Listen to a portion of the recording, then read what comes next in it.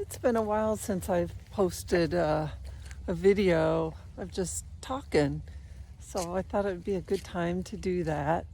I've been getting some inspiration about making simple videos around my worldly travels and seeing how the story that they tell us doesn't add up with what's going on when you look at it with God's eyes. So, yeah, we'll see how that goes. It's not getting much traction, but I think it's kind of funny. The very first one I made mistakes, and it was very cheaply or novice like in its creation, and I ended up having 2 shorts on it. But that's gotten over 1,000 views. And the ones where I've improved haven't gotten many views. This is where it's just like have to surrender to God's timing. And that's where I've also found I needed to share was this past week. I've had such a beautiful sense of acceptance and love for God's timing and having gratitude toward the process. And it's all His grace when these things happen. And it's just so much better than wanting my work to bear fruit in my timing. It's His. And surrendering to the process, abiding in Him, is really so much better. So much better. And, making these simple videos about my travels and the photos and videos that I've taken, I didn't think I was going to share that, but He gave me the inspiration for it. So, and given me the patience. And I think I'm going to try to take it up another level. So, yeah, again, abiding in His timing, surrendering to it and trusting, it's so much better. And I've been reading more around Peter and John near the end of Scripture and how difficult it was for people back in the day of having to deal with people's pride and gossip and scoffing and, oh, when's Jesus going to return type of stuff. And yeah, I'm not getting so much of that as I am from people who are still worldly.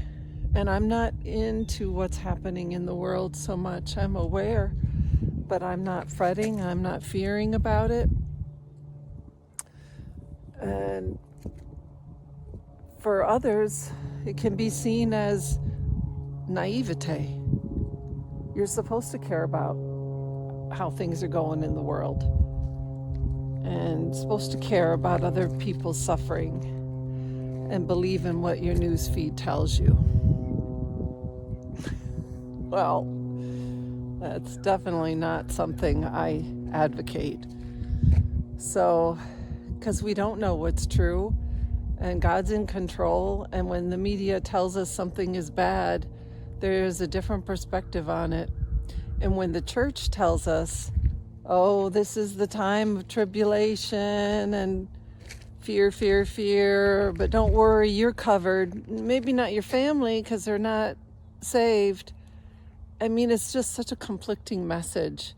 And if you've been checking out some of my videos for some time, you know that I've gone down in the research about being in Revelation 20. And this fits the timeline a lot better because the destruction was massive around 70 AD. And the evidence of Jesus' return is all over our world, which is part of those travel videos I'm sharing. So, yeah, so don't be caught in the world so much. We're of the world, not in the world. And something's happening, even though the external world doesn't always reflect it. I was listening to someone the other day, a new channel came up on my feed, and she just mentioned how so much is going on internally for those believers who are especially tuned in to this timeline outside of the church propaganda, but not seeing people being aware of it around. And that was so comforting to hear, because that's definitely my situation. I feel like so much is going on internally, but the external world still shows people watching TV, going shopping, needing the sales, busy schedules, do, who's doing what, when, and where, and such frivolous kinds of ways of thinking.